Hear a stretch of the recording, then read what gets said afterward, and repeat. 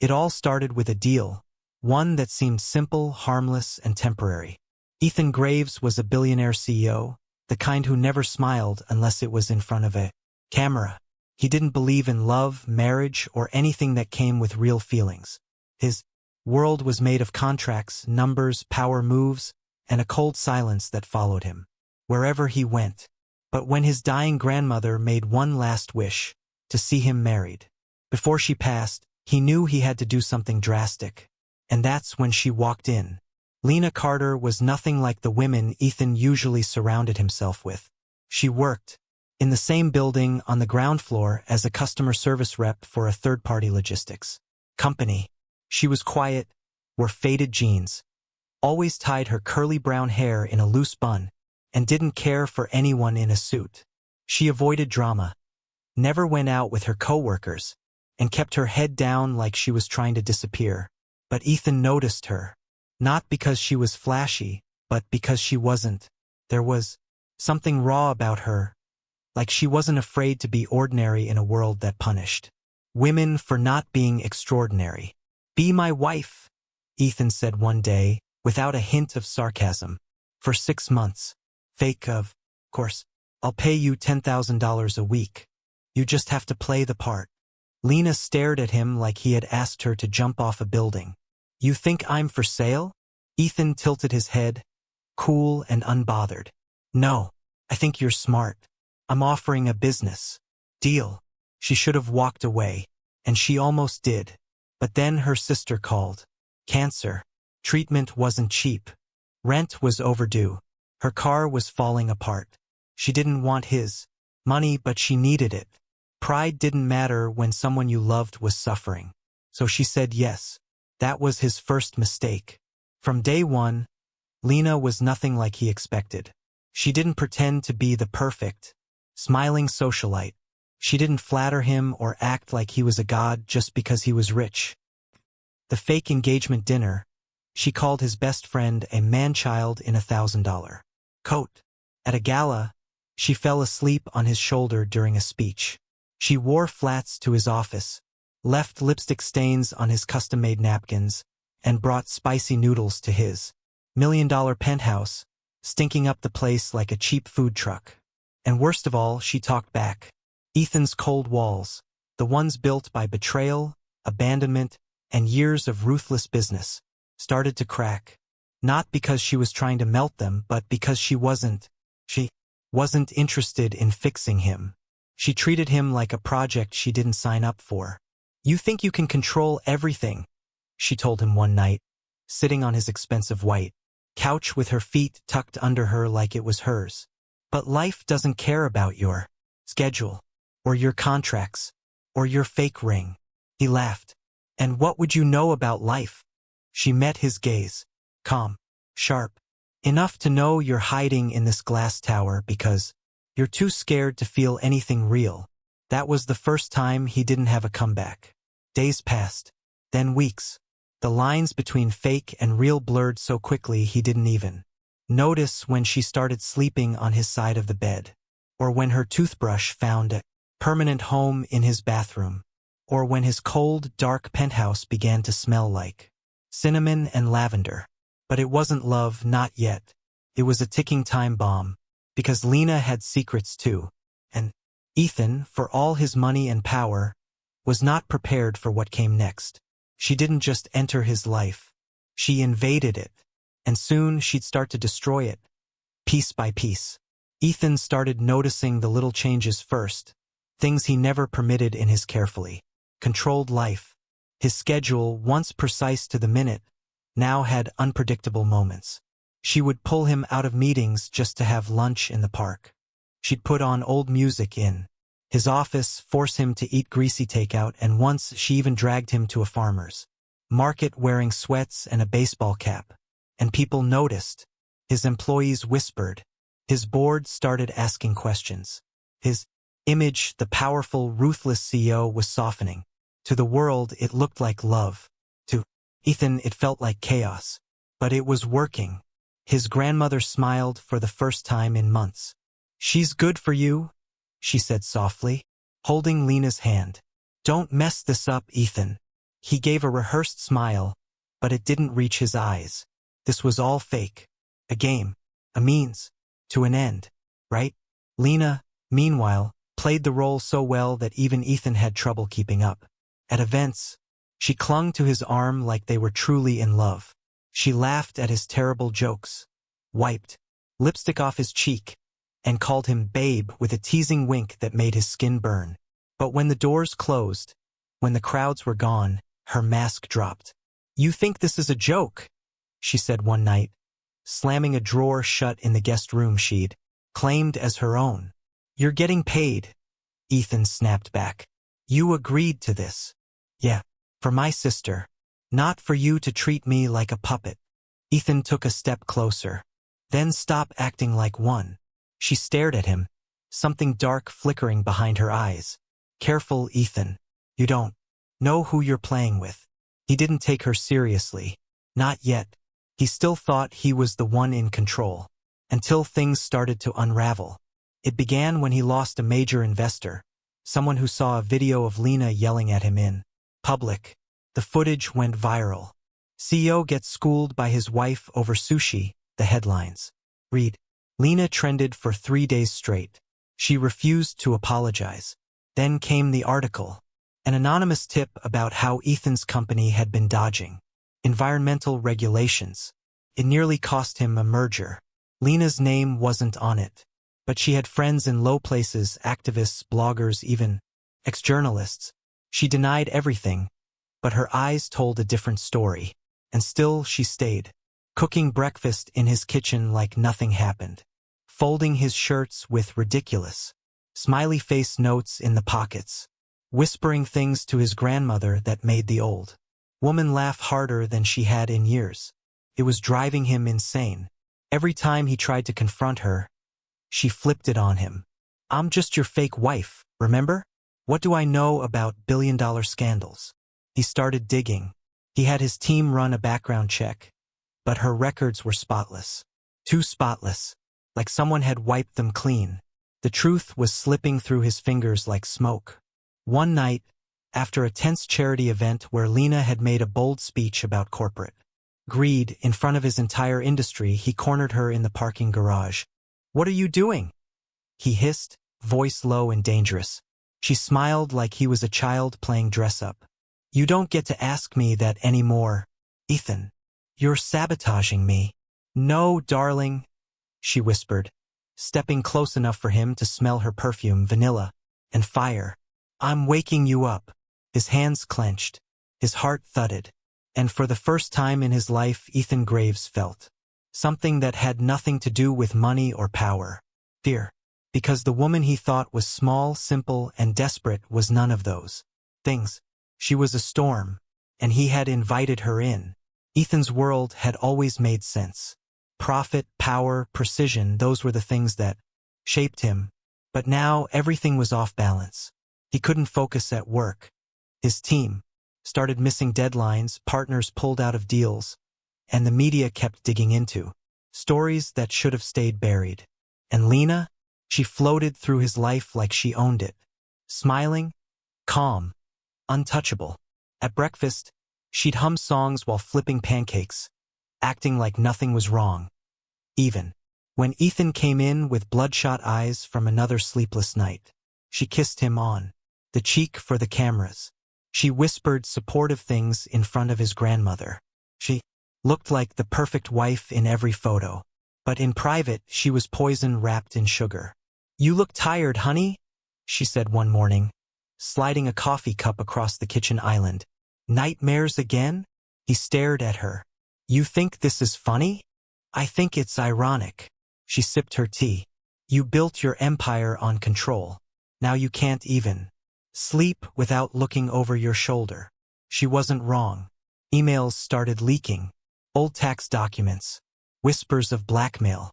Ethan suspected people inside his own company were turning on him, emboldened by his sudden image crisis. And, worst of all, he couldn't fire Lena. Not without breaking the contract. Not without raising questions.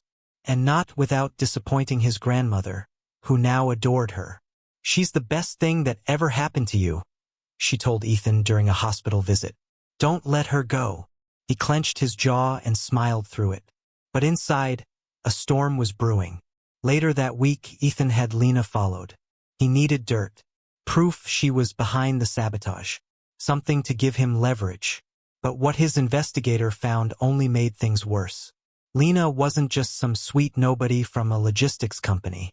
5 years ago, she'd been a rising investigative journalist, famous for exposing white-collar corruption. She disappeared after her last big story, when a tech giant sued her into silence. Ethan's legal team had helped bury that company's scandal. He didn't even remember her name back then, but she remembered his, and she'd been playing the long game. When he confronted her, he didn't hold back. You planned this, he said, slamming the door behind him. From the start. Lena didn't flinch. She folded a sweater and set it aside. You make it sound so dramatic. Who are you? She looked at him for a long moment. Her eyes no longer held amusement, just steel. I'm the woman you underestimated. He stepped closer, rage vibrating off him. You're ruining me. She tilted her head. No, you ruined people. I'm just returning the favor. He grabbed her arm. Not hard, but enough to show he wasn't playing. You think you can win? I can bury you with one call. She looked down at his hand, then back up. Then do it. But when I go down, I take your whole kingdom with me. And just like that, he let go. Because he knew she was right. His company had skeletons. Mistakes he buried. Deals he made that were never meant to see daylight. And now the woman who wore his ring, shared his bed, and kissed his grandmother goodnight was the very ghost he thought he'd gotten rid of. He backed away. You're insane. Lena smiled sadly. You're not the first man to say that. But they don't say it twice. That night, Ethan sat in the dark, staring at the walls of his penthouse. Walls that used to make him feel safe. Now, everything felt too quiet, too cold. He thought marrying a stranger would solve his problem. Instead, he'd handed a loaded weapon to the one person who knew exactly where to shoot. And she hadn't even pulled the trigger yet. Ethan wasn't used to playing defense. But the walls were closing in fast. His board was getting restless. Rumors swirled about. Misused company funds, unethical mergers, and data manipulation, all things that had been buried years ago, all now clawing their way back to the surface. And Ethan couldn't stop it. Every time he tried to get ahead, something else slipped loose. A document. A quote. Name. Lena was too quiet these days. She still acted like the perfect wife in public. Smiling beside him at fundraisers, clinking glasses at cocktail parties, her hand delicately resting on his arm. But at home, she barely looked at him. She took calls in private, changed passwords on the Wi-Fi, and once, when he came into the bedroom early, he caught her shutting her laptop so fast the screen flickered. Who were you talking to? He asked. She didn't even blink. My sister. Her treatment schedule changed. He didn't believe her, but he had nothing to prove otherwise. And that's what made him furious. So he went for the only thing he had left, brute power. He called in favors. He paid off a judge to get a court order. He hired a new private investigator, one with no ties to anyone, and told him to dig everywhere. I don't care what it costs, Ethan said. Find me something I can use. He expected it would take weeks. It only took 3 days.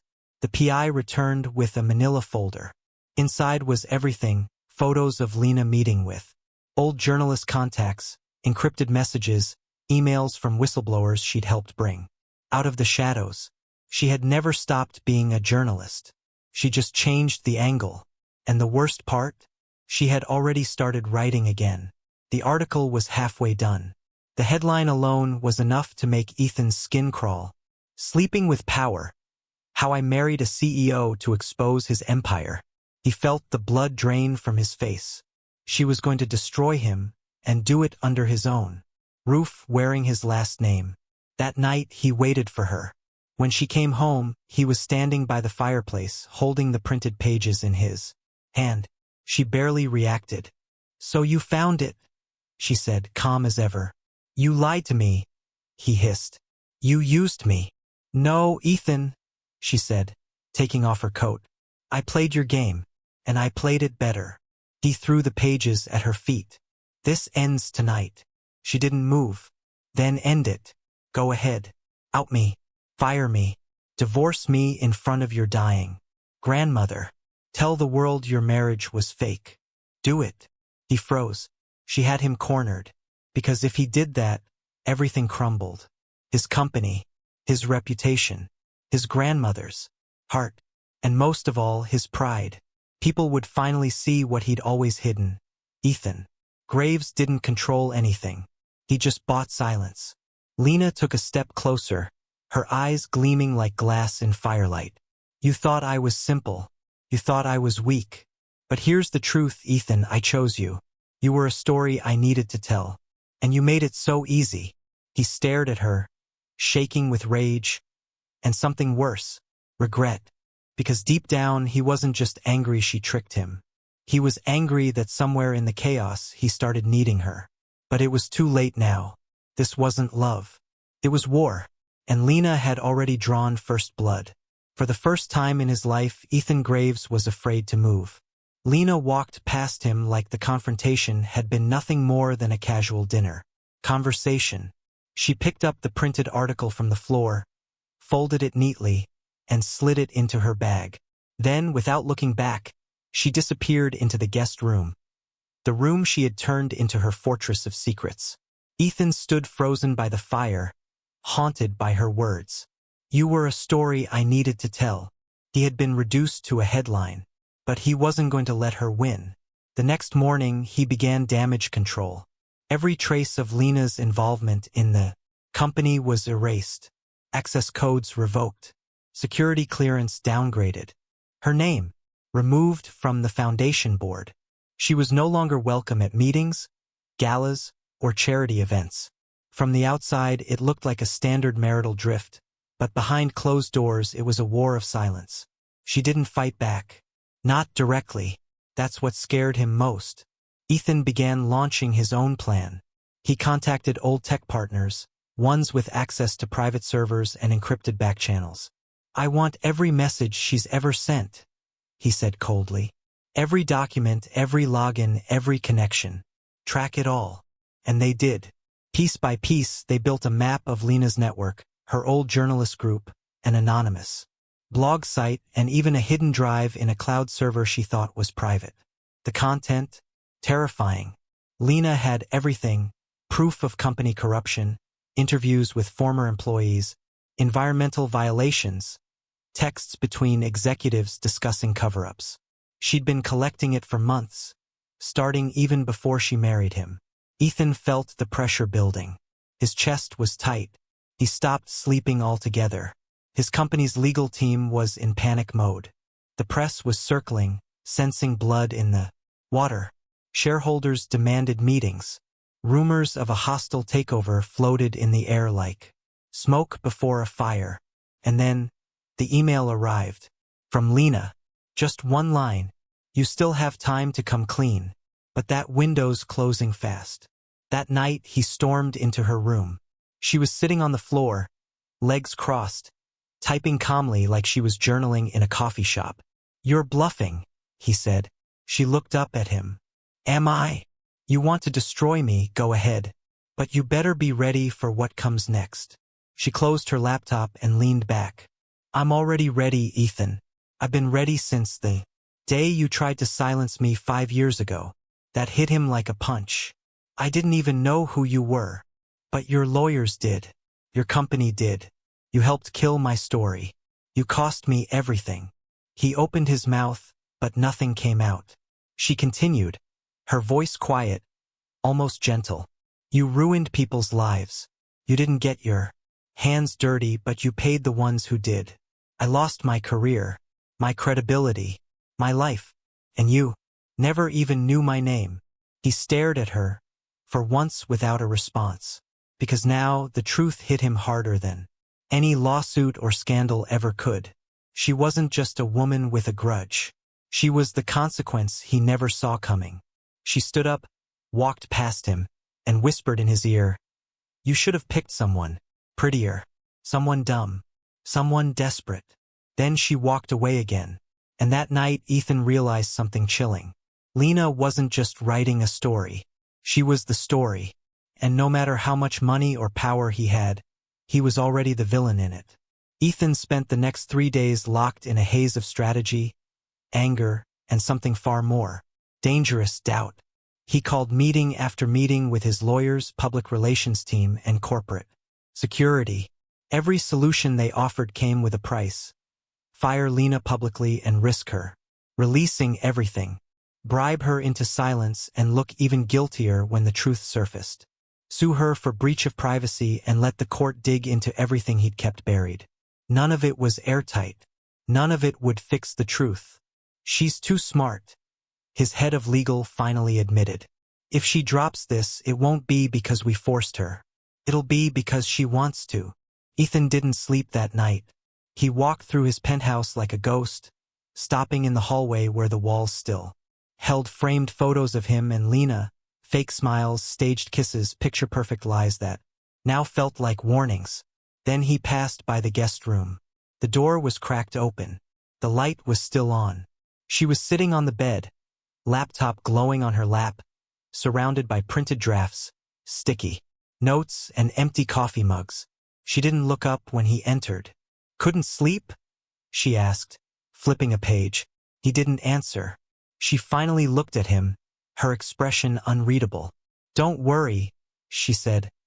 "I won't publish it tonight. I'm still polishing the ending."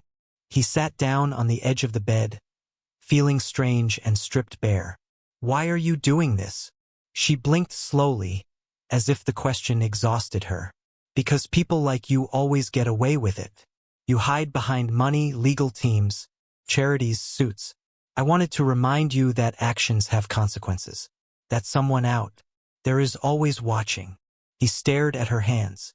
Small, delicate, and yet she was holding his entire empire hostage. "I didn't know what they did to you," he said quietly. "Back then." She shrugged. "But you didn't ask either. You just let it happen." The room went quiet. Then, for the first time since their marriage began, Ethan let the mask slip. "I started this whole thing because I didn't want to disappoint my grandmother. I thought hiring someone, anyone, would be easier than telling her the truth. That I was hollow inside. That I couldn't love anyone." Lena watched him, unmoved. "And now?" she asked. He looked up. "Now, I don't know where the lies stop and the truth begins. All I know is, somewhere between pretending and fighting, I started needing you, not just to fix my image, but because you were the only person who ever told me the truth." A long pause hung in the air. "I can't undo the past," he said. "But if you're still writing the ending, maybe don't make it all blood and fire." Lena raised an eyebrow. "You think you deserve a happy ending?" "No," he said. "I think I deserve whatever you write. But maybe I could help change it." She studied him for a long moment. Her expression softened, but only slightly. "You think this is some redemption arc?" she asked. He shook his head. "No. I think this is a man admitting he ******** up and has no clue what to do next." That finally made her laugh. It wasn't a kind laugh. It was bitter, tired, real. "You really are lost, aren't you?" "Completely." She closed her laptop. "You want to help change the ending?" she said. "Then start by telling the truth. All of it. Publicly. No lawyers. No statements. Just you." He nodded slowly. "Okay." She narrowed her eyes. "If you lie even once, I press send. Fair. And if this is just another move, if you try to spin it, I won't," he said. "I'm done playing chess." She looked at him for a long time, then finally stood and walked to the door. "Tomorrow. Press conference. Your people will hate it." He smirked weakly. "I already hate it." She paused. "Good." Then she walked out, leaving him with nothing but the silence of accountability. And for the first time in his life, Ethan Graves realized something terrifying. He wasn't the main character anymore. He was just a man hoping for a second chance. The next morning came like a slow funeral. The press conference was scheduled for 10 a.m., but reporters had already started. Gathering by dawn. Outside the Graves Corporation headquarters, news vans lined the streets, microphones were prepped, and every camera was fixed on one podium, the place where Ethan Graves would either come clean or double down. Inside, tension buzzed like static electricity. His legal team begged him to reconsider. His PR manager threatened to quit on the spot. His executive board held an emergency vote to block the speech, but Ethan overruled them. For once, no one could control him. He wore no tie, no designer watch, just a simple black suit that looked more like a funeral outfit than a CEO's uniform. His hair was unstyled, his face pale and sleepless. He didn't ask for a script. He didn't want a teleprompter. At 9:58 a.m., he stepped out onto the stage alone. The crowd erupted with questions, flashes, shouts, chaos. But he didn't flinch. He simply stood, both hands on the podium, and stared at the sea of eyes that had come to watch him burn. And then, for the first time in a very long time, Ethan Graves told the truth. "I'm not here today as a CEO," he began, voice low, shaky. "I'm here as a man who spent years convincing himself that power could protect him from consequences." The crowd went still. "I buried mistakes. I let people suffer while I looked away. I signed deals that hurt communities. I silenced stories that should have been told. I let my company become a shield for cowardice, and I wore that shield proudly." Gasps, murmurs. "I thought money meant safety. I thought silence meant victory. But it didn't. It just meant I was building my legacy on other people's pain." He looked directly at the cameras. "There's a journalist who once tried to expose a scandal involving one of my partners. Helped shut her down. That journalist's name is Lena Carter." The crowd exploded again. Reporters yelling, microphones shoved closer. But Ethan kept going. "5 years ago, I didn't know who she was. I didn't care. I do now, because she's the woman I married." The silence that followed was thick and stunned. "She agreed to play a role for me. Fake wife. I offered her money. What I didn't expect was that she'd become the mirror I've avoided my entire life." He exhaled, slow, shaking. "She reminded me of the truth. She reminded me that behind every number I ignored was a person. Behind every cover-up was a voice I'd silenced." He paused, cleared his throat. "So today, I'm stepping down as CEO of Graves Corporation. Effective immediately." Reporters screamed. Cameras zoomed in. Social media erupted. But Ethan wasn't finished. "I've created a foundation, funded entirely from my personal wealth. It will be dedicated to funding independent journalism, whistleblower protections, and environmental accountability. The same areas I once helped destroy." He stepped back from the podium. "I'm not asking for forgiveness. I don't deserve it. I'm just finally done lying." He turned, walked off the stage, and disappeared inside. Upstairs, Lena watched from the 20th floor, eyes locked on the screen. She didn't cry. She didn't smile. She just watched him break in front of the world, and knew in that moment he meant every word. When Ethan returned to the penthouse that night, he didn't expect her to be there. But she was, sitting on the couch, laptop in her lap, calm as ever. "I saw the speech," she said. He nodded, barely able to meet her gaze. "I didn't do it for you," he said. "I did it because I couldn't live with myself anymore." She looked at him for a long time. Then, finally, she closed her laptop. "I haven't sent the article," she said quietly. His eyes lifted. "Not yet." The days that followed Ethan's confession were a whirlwind. News outlets exploded. Social media lit up with disbelief, praise, criticism, and endless speculation. Some called it a PR stunt. Others called it bravery. But most of all, the world was stunned that a man like Ethan Graves had voluntarily dismantled his empire on live television. Lena watched it all unfold from a distance.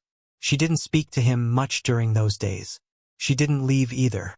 She moved quietly, through the penthouse like a ghost, her presence calm, unreadable, and always just out of reach. She still hadn't sent the article. It sat there in her drafts, untouched, complete. And Ethan, he didn't ask her to delete it. He didn't beg. He didn't plead. He simply let her be. He spent his time cleaning up the wreckage of his own making settlement offers to former employees, apologizing to small businesses his company once bullied into silence, returning money he'd never have noticed missing before. He met with activists Lena had once written about, sat across from them with no lawyers in the room and just listened. And maybe that was the moment Lena began to see something shift. Not in the headlines. In him. Late one night, they found themselves in the kitchen at the same time. It was almost midnight. He was standing barefoot by the fridge, eating cold leftovers like a man who'd forgotten what luxury tasted like. She poured herself a glass of water and leaned on the counter. "I never expected you to go through with it," she said softly. He didn't look up. "Neither did I." She studied him. His eyes were tired, but they no longer held the same glassy, smug detachment from before. There was no arrogance left. Just a quiet man trying to rebuild something without knowing if it would ever be whole again. "People still think you're lying," she said. "I know. They think I stayed quiet because you bought me off." He looked at her straight on. "Did I?" "No," she replied. "That's what scares me." He set his fork down slowly. "You once said I don't know who I'm playing with," he murmured. "You were right, but I'm done playing." She walked closer, just a few steps. "I still have the article, Ethan. I could press send right now. You'd lose everything you're trying to build. Again." "I know. And you're not going to stop me?" He shook his head. "No." Her voice dropped to a whisper. "Why?" He swallowed. "Because the man who would have tried to stop you doesn't deserve to survive this. But maybe the one who let you in does." A heavy silence hung between them. Then Lena stepped even closer, close enough to feel his breath. "You think this means we're okay?" she asked. "No," he said. "I don't expect that. I just hope that one day maybe you'll see I'm not who I was." She stared at him, long and hard, then reached into her back pocket, pulled out her phone, opened her draft folder, and hovered her thumb over the delete button. Ethan didn't breathe. Her thumb stayed there. Then she put the phone down on the counter. "Not today," she whispered, and she walked away. That night Ethan didn't sleep. But for the first time, it wasn't because of fear or guilt. It was because hope, small, painful, terrifying hope, had finally crept in. 2 weeks later, Lena left the penthouse. She didn't say goodbye. She didn't leave a note. But she left behind the copy of her article, printed and folded, with one line scribbled in red ink across the top. "This was never about destroying you. It was about making sure you saw yourself." Months passed. Ethan didn't chase her. He let her go. Instead, he kept rebuilding. Not his company, himself. And one day, while attending a quiet press panel on media freedom, he saw her across the room in a plain blazer, notebook in hand, watching him with the same guarded eyes from the day they first met. He nodded once. She didn't smile, but she nodded back. And for Ethan Graves, that was more than enough. Not a happy ending, but a real one. And maybe, just maybe, the beginning of something honest.